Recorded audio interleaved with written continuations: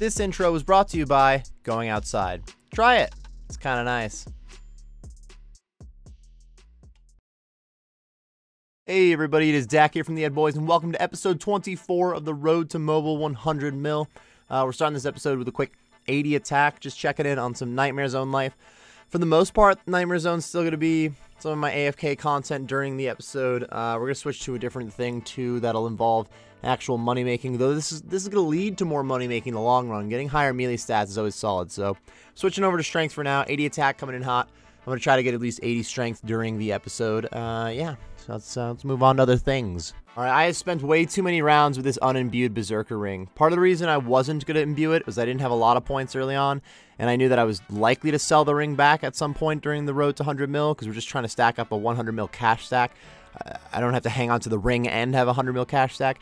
I got enough points, though, that I could unimbue it, get another one later on, and imbue it. Like, I'd way rather have the imbued ring. It's definitely going to make a difference in XP rates. I'm actually going to move on to, well, I'm still going to be doing Nightmare Zone right now, but for you guys, you're going to see some different AFK content real quick. Alright, now that I got my knife, let's actually get started on some sacred eels. I did get to 87 fishing a few episodes ago so that I could actually harvest some sacred eels, get some Zulrah scales out of here. I may end up keeping whatever Zulrah scales that I get here, or at least some of them, to use the blowpipe for a little bit. Probably a fraction of them at the very least, but this is a decent moneymaker for how AFK it is. The reason I want to do this instead of Nightmare Zone for a little bit, over the next couple of streams that I'm doing, the stuff that I got to work on, I'm going to log out a few times. Like, I'll definitely AFK a lot harder, and if you AFK too long and you log out at Nightmare Zone, it's a lot worse for you because you have to spend more cash to get back in. You waste whatever absorption potions. In this case, if I AFK too long, I log out. I just log right back in and get to knock out more sacred eels. It's really not that big of a deal. Back on the diary grind, here is Lost Tribe complete. I have a handful of quests to do so that I can actually finish these Falador Hard diaries and do some giant mole. Next, we have the Wanted quest complete. This one on paper, I'm always thinking, man, this is going to blow to grind out this quest. Kind of a pain in the ass. It really isn't that bad. You're done before you know it. Time for one of the creepier looking cutscenes in all of old school RuneScape. This is going to be Slug Menace complete whenever this weird cutscene's finally over. Yeah, look at this thing showing up in the back. Hold on. Look at this. What is this? Anyways, this is going to end up being Slug Menace complete, and I think that's the last quest that I need to finish the Falador Hard diaries. Alright, here's what I was knocking out 56 rune crafting the last couple episodes for. I had to make 140 mine runes at once. But it turns out they have added a new rune crafting minigame that I could have been using for rune crafting gains. I wasn't going to wait for the new rune crafting thing to come out just for this one rune crafting thing. But with Guardians of the Rift being out, I'm doing it on a lot of accounts, so I'm not trying to do a bunch on this one, but I might do some because it's really not that bad of a moneymaker, and it is something new. I've not done Elemental Workshop, so no Elemental Shield for me. Look, I only need one kill on a Wyvern, so we out here just tanking. Almost done, please. I knew I started a little early. Just get the KO. There we go. Oh, nice. I also got a combat achievement. Looks good to me. Let's move on. Almost done with the Hard Falador Diaries. Quick wall safe at the Rogue's Den. Maybe get a piece of Rogue's gear real quick. Come on, baby. Treat me right. Nice. We didn't mess up. Unfortunately, that is not quite a piece of Rogue's gear. That's a spade.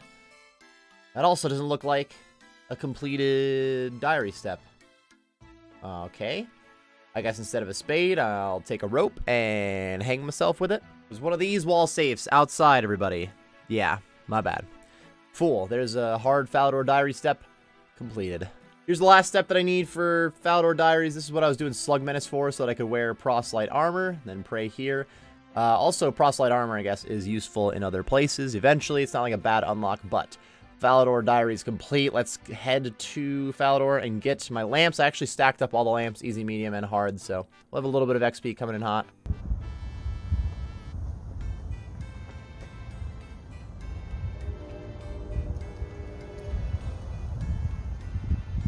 There are other benefits to getting the Falador Hard Diaries done, but we are taking this shield right to Mole. I'm going to do a decent amount of Giant Mole KC. Are you not the guy? You are not the guy, the Squire. Why am I talking to the Squire? I'm going to take this shield right to the Giant Mole. We're getting some decent KC out of it for sure. But first, what are we doing with these lamps? I'm going to toss these into Slayer. I like getting Slayer XP. I would like to have higher Slayer level for certain Slayer bosses and whatnot. and this skips a decent amount of Slayer training. We are back to that mole life, everybody. So I still don't have the best stats necessarily. We get this nice shiny arrow over the mole to always find him thanks to the Falador Diaries.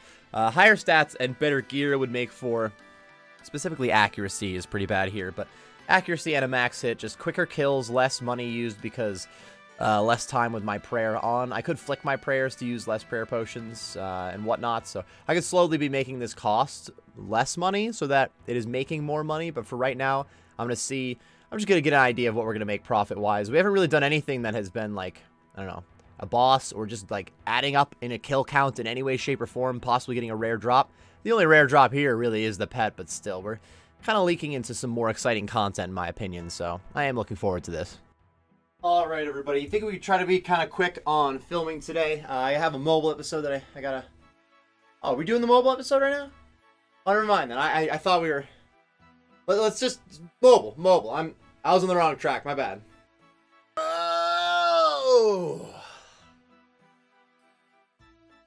I want to real quick point out that some of you have been doing a fantastic job at reminding me to do cannonballs or some of my AFK content while I'm streaming. Thank you, thank you.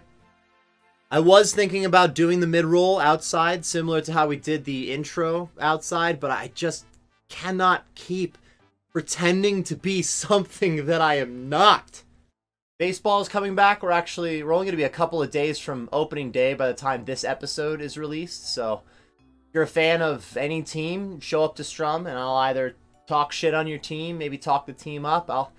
Honestly, I'll do whatever you want me to do if you just keep watching. Anybody who's been on stream before, or even in this mobile series we've had baseball tidbits, you know that I'm addicted to baseball for sure. So I'm very excited baseball season is coming back. I gotta make some preseason predictions, huh? Sheesh! Anybody who's been on stream before, or even in this mobile series we've had baseball tidbits, you know that I'm addicted to baseball for sure. So I'm very excited baseball season is coming back. I gotta make some preseason predictions, huh? Sheesh! Well, if the Yankees disappoint me again and they don't win the World Series, then I would be putting my money on the Blue Jays for an underdog. Bro, the Blue Jays are looking hot this year. So in this episode, I have finally started accumulating some boss kills. I guess it's a little bit of a spoiler alert. You guys don't know where my Mole KC headed to. I also started working on some XP towards what I think will likely be my first 99 on the account. These are both things that technically aren't... They don't have to be part of a road to 100 mil. You can make 100 mil without doing any bossing. You could do road to 100 mil without doing or getting any 99s. But those things don't have to be mutually exclusive. And I actually have some kind of fun ideas with those. And I've already been working on those and talking about that in this episode, believe it or not. So, can I get any more cryptic about what's going to happen in upcoming clips? I don't think so. Was that good enough? Alright, so I didn't know we were doing mobile as I showed up to recording today, but I still... Oh, sorry, I didn't realize I wasn't in the shot. I didn't know we were doing a mobile episode today, but I didn't have, like, a lot of time to be working on this because I have to actually work on some mobile life, so, peace? Yeah, these are going to be some super slow kills. Definitely not making thick profit out of this. A couple of prayer potion sips just to get this KC. Nice, and another combat achievement done, though. I really haven't thought about trying to get combat achievements done on this account for those rewards, but as we knock them out, why not be thinking about that in the future? I'm going to get an envy done here of mole, see how many mole kills I get off of these potions, and get an idea of what the profit's going to be like, as long as we're profiting at all, really, is what I'm looking at. So that is the end of the trip. I used 8 prayer potions, and then a little bit of super attack and strength, which really wasn't that big of a deal. Overall, that means, like, what, 70, 80k spent? I think prayer potions a little over 10k a piece. Even if it was 100k in prayer potions, here's 244k back. So I am going to make profit. It would be nice if I wasn't using nearly as many prayer potions, which there's other things that I could do outside of mole to make that even better. But for now, I'm going to knock out, I'm thinking 50 mole KC, and then we'll move on to something else. Mole hitting me with that long boner on KC 37. Really not that big of a deal, I guess. It's just an extra drop. For those who don't know, like, if you roll the long bone, it's 1 in 400. It's not like if there's something else you needed that was 1 in 400 that took that away from you. It's technically never the case, but you can get whatever drop you want and a long bone at the same time. Really, all this is free construction XP. But why do you do this to me, man? I was really hoping for, like, a pet if we were getting something cool and untradeable. This kill is going to be 50 mole KC coming in hot. There we go. Beautiful timing. You can have a lot of zeros in a row with Darox, so I may have said 50 KC coming in hot for the recording 3 or 4 times. Another achievement, another combat achievement for the 50 mole KC. I'm going to go ahead and just head to the grain exchange and sell this stuff off instead of turning in the mole parts for bird's nests. So I'll explain myself at the GE. I mean, I mostly just don't feel like currently going to turn in everything for bird's nests. I'd rather sell for the profit and move on to other things at the moment, but we could also compare. This is 50 KC at mole profits, or at least this is not profits. This is how much cash I got selling off some of the stuff. Not even every little thing, but decent idea of what I got cash-wise from 50 mole KC. And next time we do mole, maybe we turn in those nests for seeds and see how much that makes. All right, everybody, let's get back into a little bit of fishing life. First of all, I don't think I've spent any of the episode talking about some of the awesome mobile updates that they've given us. As you can see, like, the fishing spot is highlighted. I have XP trackers here. There's also some stuff that you can see during combat that I should have pointed out during Nightmare Zone that I will at the end of the episode, too. Ooh, inventory of eels is complete. I shouldn't have started this clip when I had to do this inventory. So you can just manually, or I should say automatically do the inv by clicking on the knife and the eel one time. It's faster if you can successfully tap the knife and the eel repeatedly. Dang, dude. I need to play this game on my tablet more or something. I have fat fingers, and this is extremely difficult. Everybody ignore Dak messing up on the sacred eels. We made it through. Let's talk about the app, dude. They made some really nice add-ons to the app. I like the highlighted fishing spots. For one, without the fishing spot highlight, if you try to see a visual on just those fishing spots, like the little bubbles, it was nearly impossible to see.